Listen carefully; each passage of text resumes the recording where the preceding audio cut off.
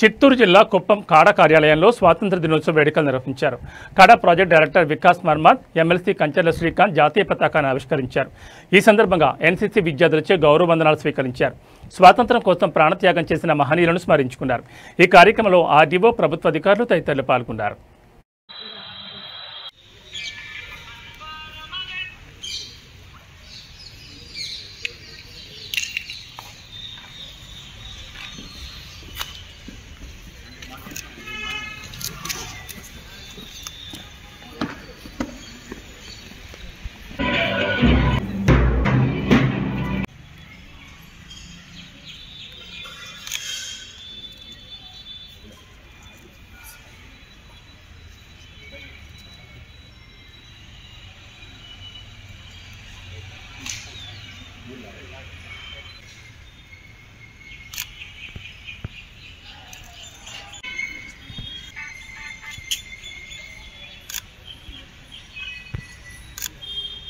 Salute.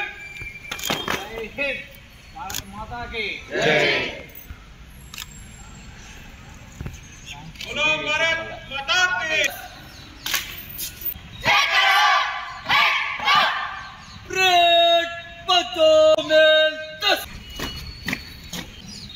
Down bread पिछलुड़गा నేను కడాపేడి వికాస్ గారికి, ప్రతాప్ గారికి, డాక్టర్ వెంకటేష్ గారికి, ఆల్ కడా members and Janasena incharge Naresh గారికి, అలాగే బీజేపీ ఇన్ఛార్జ్ కాశీనాథ్ గారికి, ఇతర పెద్దలకి అందరికీ, అధికారులకి నా హృదయపూర్వక నమస్కారాలు, ధన్యవాదాలు తెలియజేస్తున్నాం. ఇందాక వికాస్ గారు మాట్లాడుతూ ఒక మాట చెప్పారు. ఫెస్టివల్ మనం దీపావళి చేసుకుంటాం, రకరకాల ఫెస్టివల్స్ చేసుకుంటాం.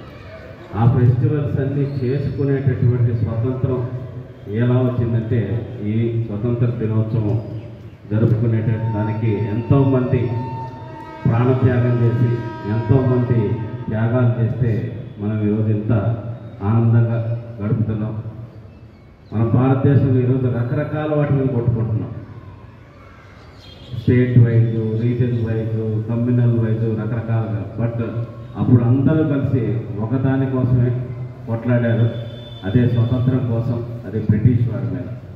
సో ఆ విధంగా ఎన్నో సంవత్సరాలు అంటే మనం ఎందుకు జరుపుకోవాలి, ఎందుకు ఖచ్చితంగా గుర్తు చేసుకోవాల్సిన అవసరం ఉంది.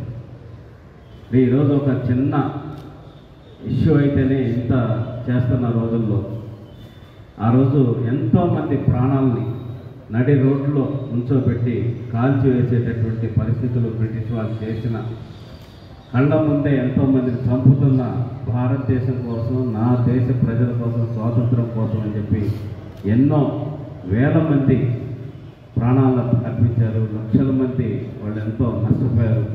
ఆస్తులు నష్టపోయిన వాళ్ళు కానీ, జైలు జీవితం గడిపిన వాళ్ళు కానీ, ఒక జనరేషన్ అయిపోయింది. అద్వానీ గారు కానీ ఇట్లా మొత్తం కొంతమంది లీడర్స్ మొత్తం ఎన్నో సంవత్సరాలు జైల్లో గడిపినటువంటి లీడర్స్ ఉన్నారు. అట్లా ఎన్నో స్ట్రగుల్స్ అయితే ఈరోజు మనకి ఈ స్వాతంత్రం వచ్చి ఈరోజు మనం వాక్ స్వాతంత్రం